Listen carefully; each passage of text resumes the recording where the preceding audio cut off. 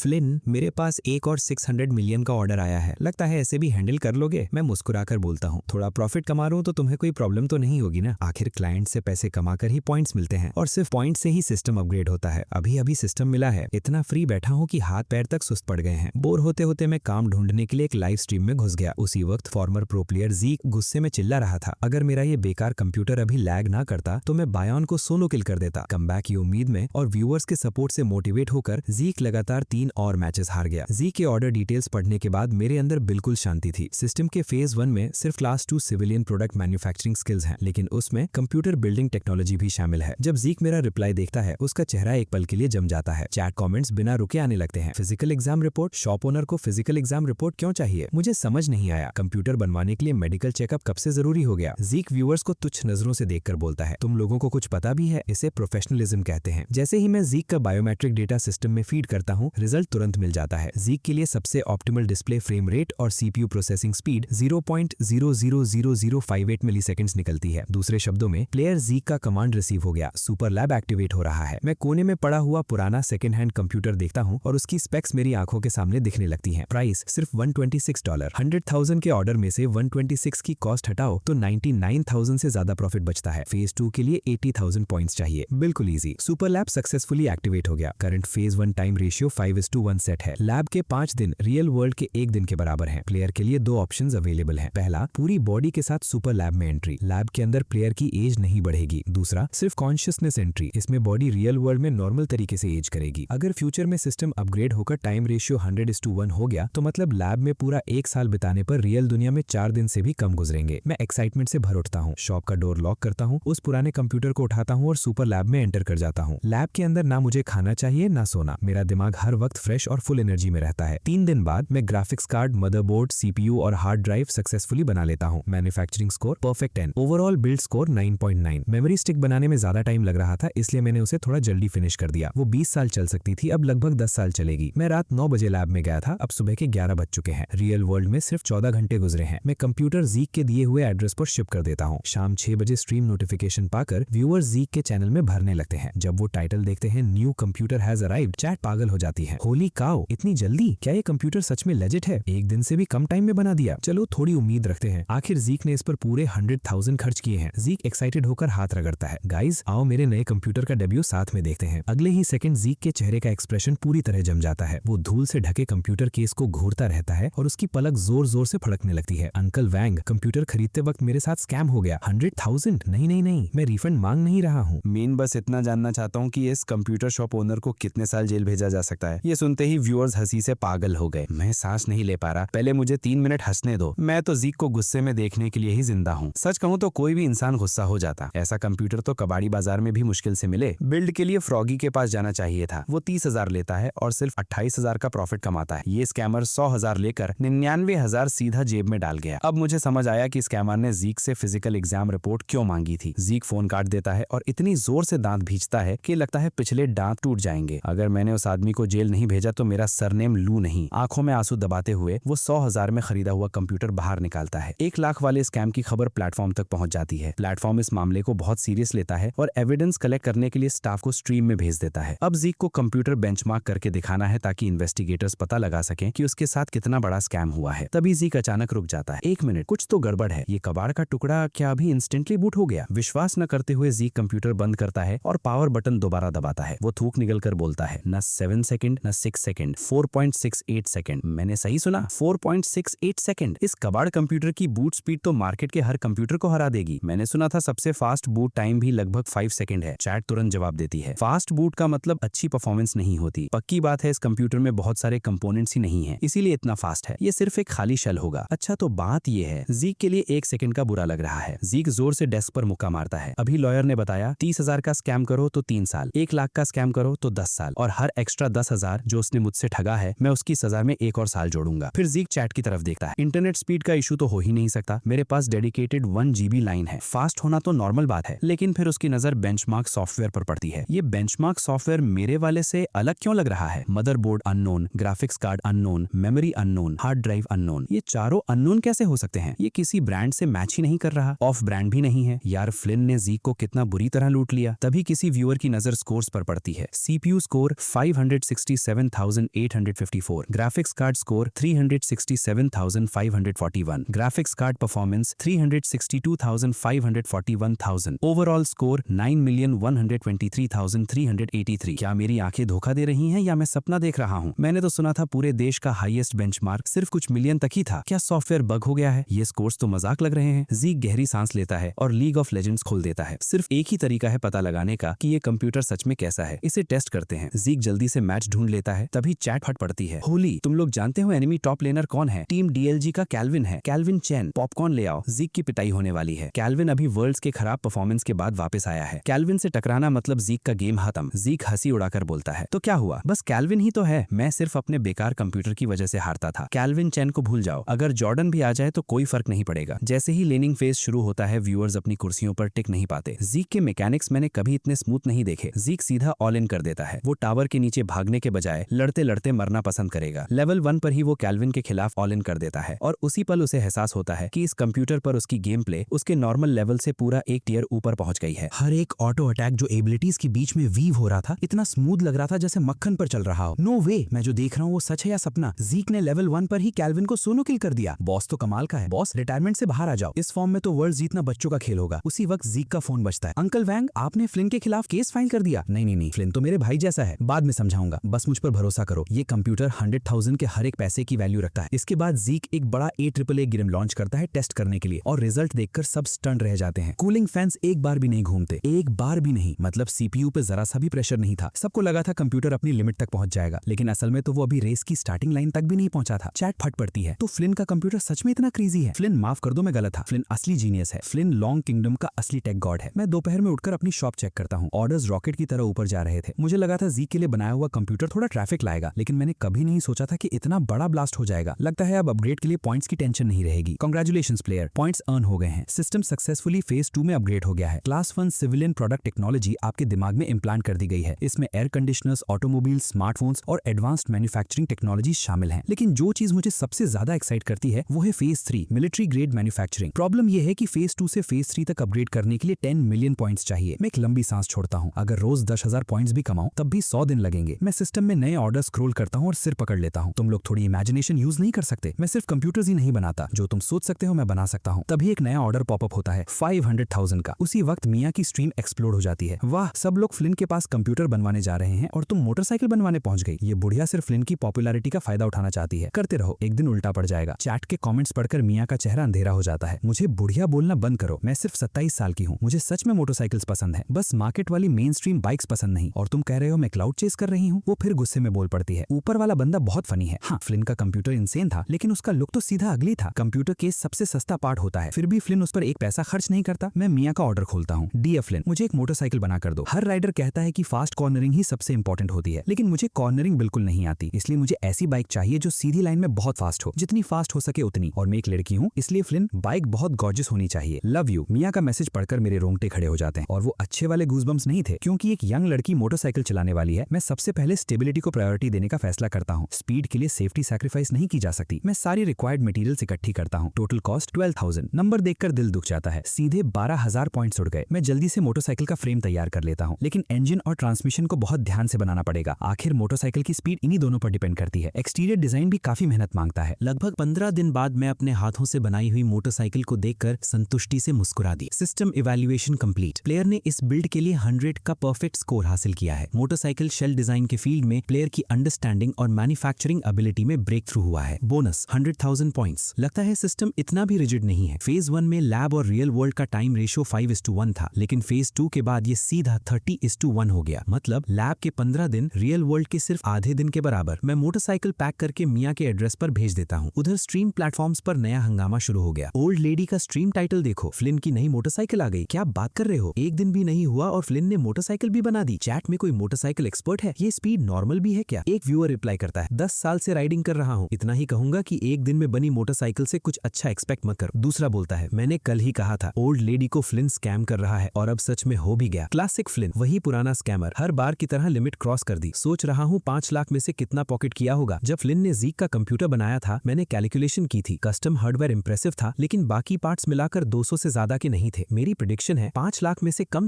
4 lakh Flint सीधा जेब में डाल लेगा। ये तो लो एस्टिमेट है। अगर 4,50,000 50,000 से कम प्रॉफिट हुआ तो फ्लिन अल्टीमेट स्कैमर के टाइटल का हकदार ही नहीं। कमेंट्स की बारिश रुकने का नाम नहीं लेती थी। एक के बाद एक मैसेजेस आते जा रहे थे। विला के अंदर मिया कंप्यूटर के सामने बैठी ये सब कमेंट्स पढ़ रही थी और गुस्से से उसका चेहरा लाल हो गया था। मेरी मोटरसाइकिल से तुम लोगों का क्या लेना देना, मुझे पसंद है तो बस वही मैटर करता है। अच्छा हुआ उसने लाइव स्ट्रीम ऑन नहीं की थी। ये हेटर्स कितने अनोइंग हैं। मैं बस शांति से अपना पैकेज अनबॉक्स क्यों नहीं कर सकती? मुझे हर किसी की ओपिनियन क्यों सुननी पड़े? फिर उसने जिद से नाक से हवा निकाल। ठीक है, मैं खुद ही अनबॉक्स करूंगी और तुम में से कोई मेरी नई मोटरसाइकिल नहीं देखेगा। 2-3 गुस्से भरी सांसें भरकर मिया ने बड़ा सा कार्डबोर्ड बॉक्स फाड़ दिया, लेकिन जैसे ही उसकी नजर अंदर पड़ी उसकी आंख जोर से फड़कने लगी। फ्लिन, क्या तुमने सच में मुझे स्कैम कर दिया? मैं तुमसे नफरत करती हूँ, नफरत करती हूँ। ये बिल्कुल वैसे ही कैसे हो सकता है जैसे हेटर्स कह रहे थे। Scammer, scammer. उसके सामने खड़ी मोटरसाइकिल की शेप काफी एरोडायनामिक और स्ट्रीमलाइन थी, लेकिन सुंदर बिल्कुल नहीं, दूर दूर तक नहीं। उल्टा ऐसा लग रहा था जैसे किसी पुराने जंग लगे लोहे को जबरदस्ती घिसकर साफ कर दिया गया हो। जितनी अगली हो सकती थी उतनी अगली। मिया की तो लगभग रोने की हालत हो गई थी, लेकिन ये सब उसी पल रुक गया जब उसने मोटरसाइकिल पर बैठकर की घुमा दी। पेट्रोल, पेट्रोल कहाँ है? फ्लिन, तुम सच में कमीने हो, दुनिया के सबसे बड़े स्कैमर। मैंने 5 लाख दिए और तुम टैंक तक फिल नहीं कर सके। फ्लिन, ये मत सोचना कि मैं पुलिस नहीं बुलाऊंगी। मैं पहले इस मोटरसाइकिल की स्पीड टेस्ट करूंगी। अगर मुझे पसंद नहीं आई तो सीधा पुलिस स्टेशन जाऊंगी। लेकिन पुलिस को बुलाने से पहले एक काम जरूरी था, पेट्रोल खरीदना। उधर टाइगर शार्क प्लेटफॉर्म पर व्यूअरशिप इतनी बढ़ गई थी कि लगभग जीक के पीक स्ट्रीम नंबर्स को टच कर रही थी। सबको मिया की नई मोटरसाइकिल देखने की क्यूरियोसिटी थी। तभी एक व्यूअर ने चैट में मैसेज ड्रॉ किया, गाइज तुम लोग यकीन नहीं करोगे मैंने अभी क्या देखा। अभी अभी मैंने ओल्ड लेडी को देखा है। चैट फट पड़ी। क्या तुमने ओल्ड लेडी को देख लिया? जल्दी फोटो भेजो। उसकी नई मोटरसाइकिल कैसी लगती है? सब लोग बेचैन होकर इंतजार करने लगे। व्यूअर का नाम था लोन वुल्फ। कुछ सेकंड्स तक सस्पेंस बना रहा, फिर आखिरकार लोन वुल्फ ने एक और मैसेज भेजा। मैंने ध्यान से देखा और मुझे बस ओल्ड लेडी गैस स्टेशन पर खुद पेट्रोल खरीदती हुई दिखी। फ्लिन की मोटरसाइकिल कहीं नजर ही नहीं आई। क्या वो चलाकर यहाँ आई थी? मुझे कुछ समझ नहीं आ रहा। क्या ओल्ड लेडी का हॉबी प्रीमियम पेट्रोल जमा करना है? लोन वुल्फ का मैसेज कंफ्यूजन से भरा हुआ था, लेकिन कुछ तेज व्यूअर्स ने तुरंत बात समझ ली। ओल्ड लेडी पेट्रोल खरीदने गई थी, मतलब फ्लिन ने टैंक में पेट्रोल ही नहीं डाला। पक्की बात है, क्लासिक फ्लिन, अल्टीमेट स्कैमर। 100 रुपए का पेट्रोल तक नहीं भरवाया। फ्लिन पर हमेशा भरोसा कर सकते हो, वो तुम्हें कभी डिसअपॉइंट नहीं करेगा। तो जो हमने पहले अंदाजा लगाया था कि फ्लिन ने 5 लाख में से 4.5 लाख पॉकेट किए होंगे, वो भी कम निकला। शायद 4.5 लाख सीधा जेब में गया है। उधर मिया मोटरसाइकिल चला रही थी। राइड सरप्राइजिंगली कंफर्टेबल थी, लेकिन 70 mph की स्पीड पर भी उसे समझ नहीं आ रहा था कि इसे फास्ट कहा जाए या नहीं। आगे एक बुलेट ट्रेन स्टेशन था। जगह काफी सुनसान थी, इसलिए यहाँ ज्यादा लोग ट्रेन पकड़ने नहीं आते थे, लेकिन सीनरी बहुत सुंदर थी। जब भी मिया परेशान होती थी वो यहाँ आकर कुछ देर अकेली बैठ जाती थी। इससे उसका मूड हमेशा थोड़ा बेटर हो जाता था। फ्लिन, तुम सच में कमीने हो। कम से कम ये जगह मुझे थोड़ा खुश कर देती है, वरना नाइंसाफी से ही मर जाती। लगभग 15 मिनट बाद मिया का मूड काफी ठीक हो चुका था। वो घर लौटने के लिए खड़ी हुई ही थी कि तभी 20s के आखिर में एक यंग आदमी उसके पास आया। क्या मैं आपकी मोटरसाइकिल थोड़ी देर के लिए ले सकता हूँ? अचानक आए इस रिक्वेस्ट से मिया तुरंत सतर्क हो गई। तुम्हें मेरी मोटरसाइकिल क्यों चाहिए? यंग मैन ने पीछे ट्रेन स्टेशन की तरफ देखा और उसकी आंखों में दर्द की एक झलक उभर आई। मेरी 7 साल की गर्लफ्रेंड अभी अभी मुझसे ब्रेकअप करके चली गई है, लेकिन उसने कहा है कि अगर मैं उस बुलेट ट्रेन को पकड़ लूं जिसमें वो बैठी है तो हमारे पास अब भी एक मौका है। प्लीज, मैं तुमसे भीख मांगता हूँ, मुझे कोशिश करने दो। अगर मोटरसाइकिल को नुकसान हुआ तो जो कुछ मेरे पास है सब बेचकर तुम्हें पैसे दे दूंगा। वो सीधा मिया की आंखों में देखता है। उसकी आंखों में सिर्फ बेइंतहा बेचैनी और उम्मीद ही। मिया एक पल के लिए शॉक हो गई। 1 मिनट, मैंने सही सुना? तुम मोटरसाइकिल पर बुलेट ट्रेन का पीछा करना चाहते हो? तुम्हें पता भी है बुलेट ट्रेन कितनी फास्ट होती है? मैं मोटरसाइकिल देने से मना नहीं कर रही, लेकिन तुम उसे पकड़ोगे कैसे? मिया खुद अक्सर बुलेट ट्रेन में ट्रैवल करती थी। उसे पता था कि उनकी स्पीड कितनी डरावनी होती है, आराम से 300 किलोमीटर पर आवर से ऊपर। कोई मोटरसाइकिल उस स्पीड का मुकाबला कैसे कर सकती थी? और मान लो कर भी सकती हो, तब भी ट्रेन और मोटरसाइकिल बिल्कुल अलग चीजें हैं। कुछ देर पहले ही मिया 70 mph पर राइड कर रही थी और उसे लग रहा था जैसे उसका शरीर आगे उड़ रहा हो और उसकी रूह पीछे भाग रही हो। मुझे पता है ये नामुमकिन है, यंग मैन धीरे से बोला, लेकिन मैं कोशिश करना चाहता हूँ। मुझे डर है कि अगर ये मौका चूक गया तो हमेशा के लिए चला जाएगा। बस एक बार, बस एक आखिरी बार 7 साल के प्यार को हवा के खिलाफ पूरी रोशनी के साथ जलने दो। ये कहते कहते उसकी आंखें आंसुओं से भर गईं। मिया वहीं जमसी गई। उसे प्यार का ज्यादा एक्सपीरियंस नहीं था। वो सच में नहीं समझती थी कि 7 साल की मोहब्बत का मतलब क्या होता है, लेकिन इस पल में उसके सामने खड़ा ये आदमी उसके दिल को छू गया था। उसने हाथ बढ़ाया और मोटरसाइकिल की चाबी उसकी तरफ कर दी। मिया के होठों पर हल्की सी मुस्कान आ गई। Mister good luck. Young man ने चाबी ली और मजबूती से सिर हिलाया। उसी वक्त एक तेज हवा का झोंका गुजर गया। बुलेट ट्रेन स्टेशन से निकल चुकी थी। आदमी ने मुड़कर देखा, पलक झपकते ही ट्रेन कई 100 मीटर दूर पहुंच चुकी थी। उसने मोटरसाइकिल स्टार्ट की और अगले ही सेकंड बूम, हवा को चीरकर एक सोनिक बूम गूंज उठा। मिया के बाल जोर से उसके चेहरे के आसपास उड़ने लगे। उसने देखा कि मोटरसाइकिल रॉकेट की तरह आगे शूट कर गई। वो वहीं की वहीं जमसी गई। ये मेरे चलाने से इतनी अलग क्यों लग रही है? मिया दूर जाते ही मोटरसाइकिल को ब्लैंक एक्सप्रेशन के साथ देखती रही। फिर उसने नजर बुलेट ट्रेन पर डाली जो अब फुल स्पीड मोड में थी। अगले ही पल उसकी आंख से फट गई। उसकी प्यूपिल जोर से सिकुड़ गई क्योंकि उसने देखा मोटरसाइकिल और बुलेट ट्रेन के बीच का फासला कम होना शुरू हो गया था। मिया के हिसाब से बुलेट ट्रेन कम से कम